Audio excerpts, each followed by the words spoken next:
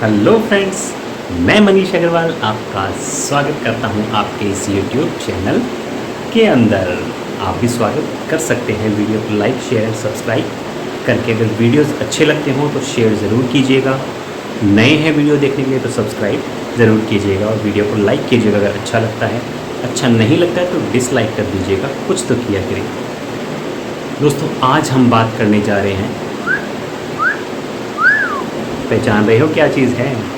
जी हाँ दोस्तों, ये है क्रेडिट कार्ड। आज हम बात करने जा रहे हैं क्रेडिट कार्ड ट्रैप या क्रेडिट कार्ड स्कैम के ऊपर। जी हाँ दोस्तों, मॉल में घूमने जाते हो, पीछे पीछे एक बंदा आता है, भाई साहब क्रेडिट कार्ड अप्लाई कर लो। आपके पास दिन में लेके कितने कितने फ़ोन आते हैं बैंकों के या लोगों के, भाई साहब क्रेडिट कार्ड अप्लाई कर लो।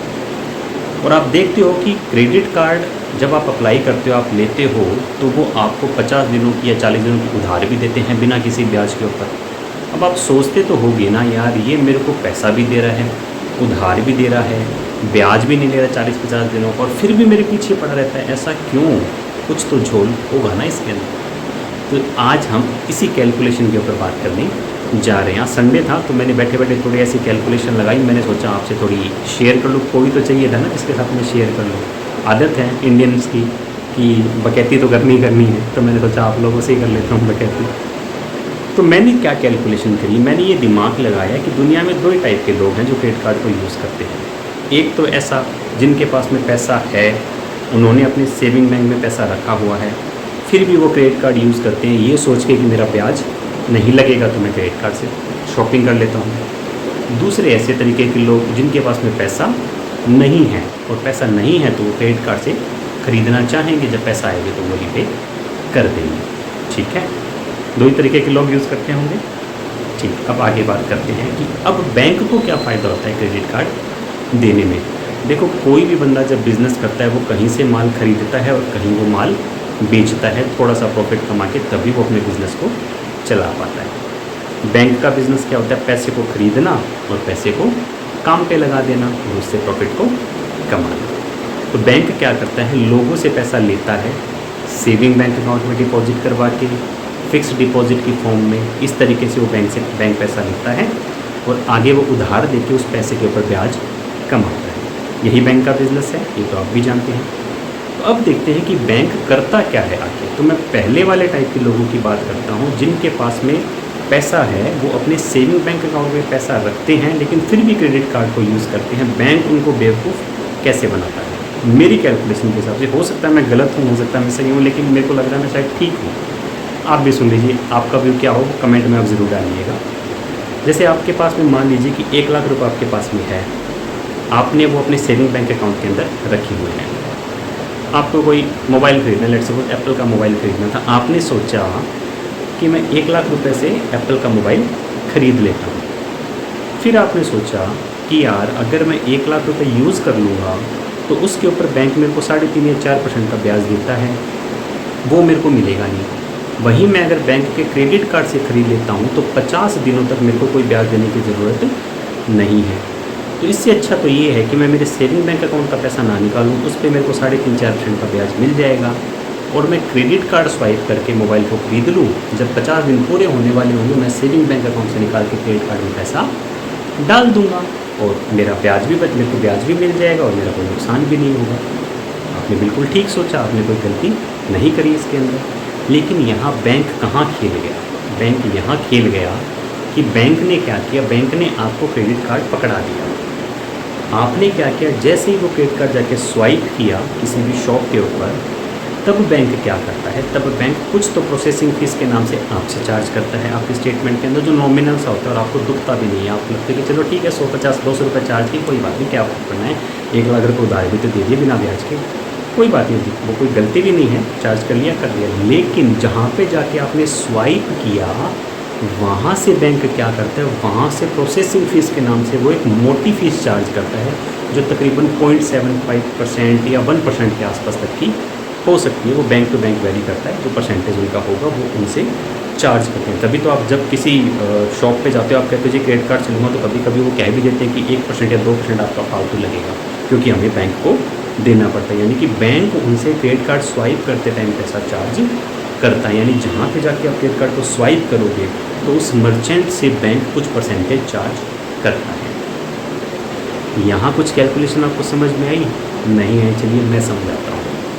1 लाख रुपए जो आपने बैंक में रखा हुआ था अपना पैसा, उसके ऊपर बैंक आपको 4% ब्याज देता है मान लेते हैं, तो वो बनता है 50 दिनों के लिए 0.6%, यानी कि बैंक आपको 0.6% का ब्याज का बेनिफिट दे रहा है 50 दिन के लिए। आपका 1 लाख रुपए जो था, बैंक आपको 1 लाख रुपए यूज़ करने के लिए दे रहा है आपके क्रेडिट कार्ड के अंदर बिना ब्याज के, यानी कि 0.6% वो आपको ब्याज के नाम से दे रहा है सेविंग बैंक अकाउंट पे, और आपसे कुछ भी चार्ज नहीं कर रहा।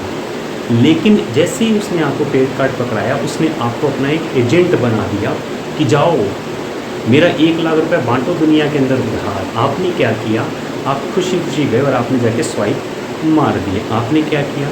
बैंक से इनडायरेक्टली 1 लाख रुपए उधार उठाया और वो मर्चेंट को जाके चिपका दिया। अब उसका ब्याज कौन भुगत रहा है? इनडायरेक्टली प्रोसेसिंग चार्जेस के नाम से वो मर्चेंट भुगत रहा है, यानी कि जो 0.6% बैंक आपको दे रहा है 50 दिनों के लिए आपके सेविंग बैंक 1 लाख रुपए के ऊपर, वो चार्ज कर ले रहा है इनडायरेक्टली कहीं ना कहीं मर्चेंट से, उससे ज़्यादा ही चार्ज कर लेता है। यानी कि आपका पैसा था 1 लाख रुपए, उसी पैसे को आपने ही काम पे लगाया और उससे पैसा किसने कमाया?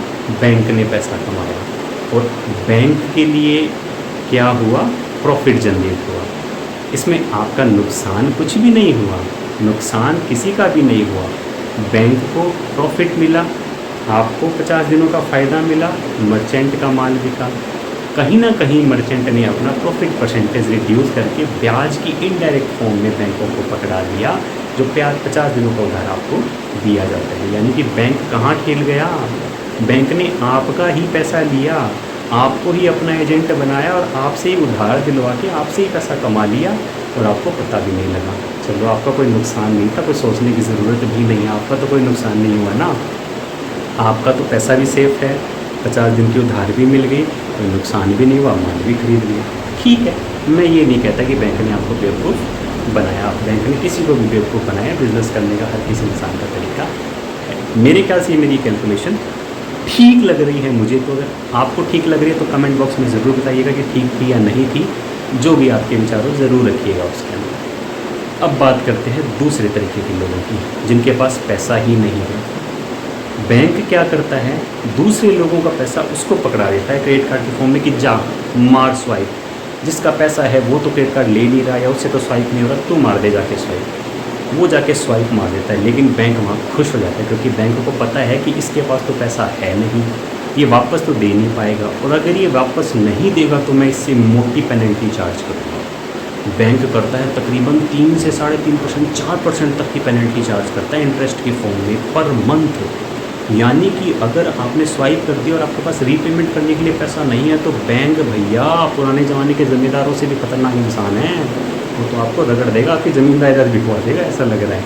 इतनी हैवी पेनल्टी, इतना इंटरेस्ट, 3, 3.5, 4% तक, यानी कि साल में अगर जाओगे तो 36% तक आपके खर्चे पड़ जाते हैं अगर आपने रीपेमेंट ना किया होगा तो दूसरे तरीके के जो लोग हैं जिनके पास में पैसा नहीं है फिर भी वो क्रेडिट कार्ड लेते हैं, वो बैंक के ट्रैप में फंस जाते हैं, क्योंकि उनके पास रीपेइंग कैपेसिटी नहीं होती, फिर भी वो उधार ले लेते हैं। और बिना रीपेइंग कैपेसिटी के जो उधार लेता है वो हमेशा मरता है। आदत ख़राब हो चुकी होती है, पैसे हैं नहीं, 10,000 रुपये पॉकेट मनी है और 1.5 लाख रुपये का एप्पल का मोबाइल लेके घूमते हैं। आजकल देखता हूँ गली में हर बंदे के हाथ में एप्पल का मोबाइल है। हाँ जी हाँ जी हाँ जी, ले भाई 3 कैमरे चमका रहा है अरे ये क्रेडिट कार्ड ने तो आदत ख़राब कर रखी है सबकी। तो दोस्तों अगर पैसे नहीं है तो क्रेडिट कार्ड यूज़ मत करो जब तक कि बहुत ज़्यादा एक्सेप्शनल आपके सामने सर्कमस्टेंसेस ना आ जाए। तो ये तो बात होगी 2 तरीके के लोगों की, जिनके पास पैसा था और जिनके पास पैसा नहीं था, और बैंक ने किस तरीके से क्रेडिट कार्ड से पैसा कमाया और कैसे वो आपको फ्री में उधार दे रहा है।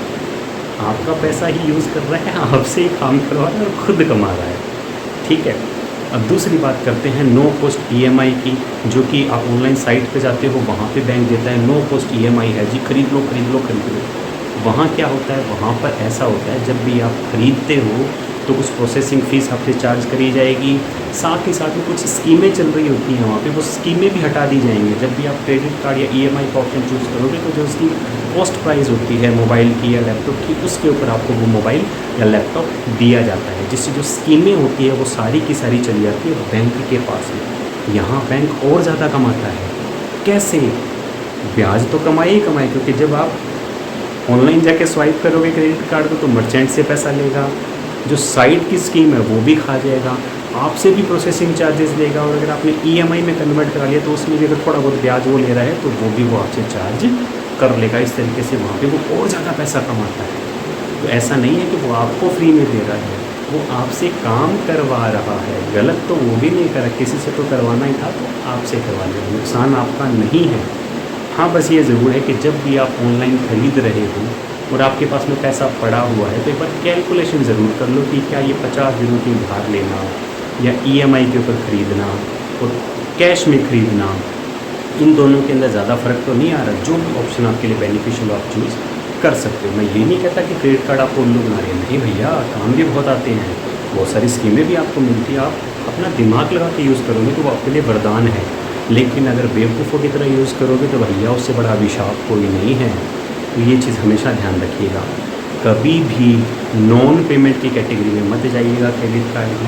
बहुत सारे मेरे भाई ऐसे भी होंगे जो क्रेडिट कार्ड डिफ़ॉल्ट कर रहे होंगे, ब्याज भरे जा रहे हैं, मिनिमम ड्यू भरे जा रहे हैं। भैया इससे बढ़िया है पर्सनल लोन ले लो, 3-3, 4-4% महीने का देने से बढ़िया है पर्सनल लोन लेके रीपे कर दो, जिससे कि उससे पीछा आपका छूट जाए, ना आपका सिबिल ख़राब होगा ना कुछ, और साफ़ सुथरे रहोगे।